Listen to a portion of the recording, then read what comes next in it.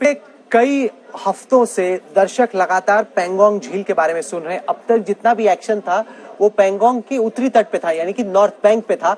इस वक्त जो एक्शन हुआ है वो पैंगोंग के दक्षिणी तट पे हुआ है, यानी कि साउथ बैंक पे हुआ है। मैं आपको ठीक उस जगह पे ले जाके दिखा सकता हूं जहां पर भारत और चीन की सेनाओं के बीच में ये जो सारा एक्शन है। आप इस तरफ नजर रखिए, ये जो लाल लाइन है ये लाइन ऑफ एक्चुअल कंट्रोल है। ये है पैंगोंग झील। 1/3 झील भारत में पड़ती है, 2/3 जो झील है वो चीन में पड़ती है। और चीन ने पहले यहां पे line of actual control cross की थी और भारत की जो जमीन है उसमें एंटर करने की उन्होंने कोशिश की थी।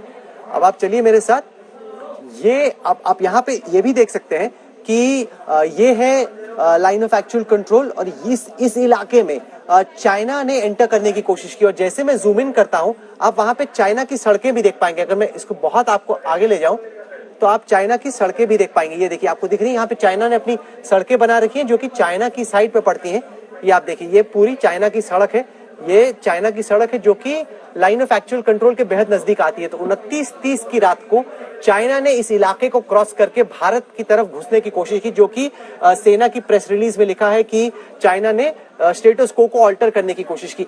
यहाँ पे आप देखिए, ये भारत की सड़क है। यहाँ पे भारत ने अपने बिल्डअप किए हुए, ये भारत की सड़क है। हमारे सैनिकों ने रात में देखा कि चीन एंटर करने की कोशिश कर रहा है। उसके बाद अब एग्जैक्ट जगह तो हम लोगों को इस वक्त नहीं मालूम, लेकिन जो कुल मिला के अंदाजा है वो ये है कि इस जनरल एरिया में ये झड़प हुई है। भारत और चीन की सेनाओं के बीच में हमने आइडेंटिफाई कर लिया है उस जगह को जहां पर भारत और चीन की सेनाओं के बीच में ये जंग हुआ। आपको मैं थोड़ा सा और जूम इन करके दिखाता हूं ताकि आपको मैं यहाँ पे जो सड़क बनी हुई है चीन की वो भी दिखा सकता हूं। मैं पूरा अगर जूम इन कर दूं तो आप ये देखिए, यहाँ पे ये जो आपको लाइन ऐसे लकीर सी दिख रही है ये चाइना की सड़क है जो इन्होंने बना रखी है। काफी हद तक पक्का रास्ता है और उसके आगे उनका थोड़ा कच्चा रास्ता है। यहाँ पर उन्होंने एंट्री करने की कोशिश की इंडिया में, तो इनके कुछ पहाड़ की तरफ से कुछ तट के साथ साथ एंटर करने की कोशिश की। चूंकि इंडियन आर्मी वहां पे मुस्तैद थी और काफी अलर्ट पे थी, तो हमने स्पॉट किया कि चाइनीज आर्मी अंदर आने की कोशिश कर रही है और उसके बाद इंडियन आर्मी वहां पे मोबिलाइज हुई। ये 14 कोर का इलाका पड़ता है, पूरा लद्दाख का जो सेक्टर है वो 14 कोर का आर्मी का इलाका पड़ता है। और वहां पे फिर हमने उनको पुश बैक किया।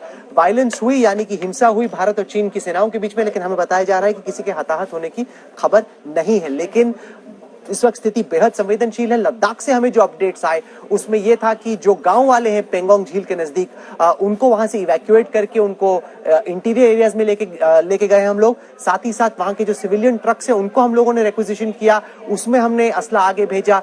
भारत के जो टैंक्स है उनको वहां पे डिप्लॉय किया गया। देखिए, हमें याद रखना होगा कि 14,000, 15,000, 16,000 इस तरह की ऊंचाई है, तो यहाँ पर सांस लेने में भी अमूमन दिक्कत होती है, तो यहाँ पे ऑपरेट करना बड़ा मुश्किल है। लेकिन चाइनीज आर्मी कहीं ना कहीं गलवान की घाटी में जो हुआ उसके बाद जो तमाम वादे हुए कि शांति बरकरार होगी, दोस्ती होगी, अमन होगा, कहीं पर भी वो जमीन पे दिख नहीं रहा। हमारी जितनी भी ओपन सोर्स टीम की जानकारी है जो हमें मिल रही है वो लगातार दिखाती है कि चाइना ने जून की गलवान घटना के बाद भी अपनी जो पोजीशंस हैं डेप्थ एरियाज में उनको स्ट्रांग किया है। उनके जो स्टेल्थ फाइटर बॉम्बर्स हैं उनको वो होतान एयरबेस में लेके आए हैं। तो कहीं पर भी ये नहीं लग रहा कि चाइना इसको रिवर्स खींचने के चक्कर में। दिख रहा है कि जमीन पे अभी भी बदमाशी की कोशिश कर रहा है, जिसको इस दफा हम लोगों ने पुशबैक किया। लेकिन आगे चल के क्या होगा फिलहाल ये कह पाना काफी मुश्किल है।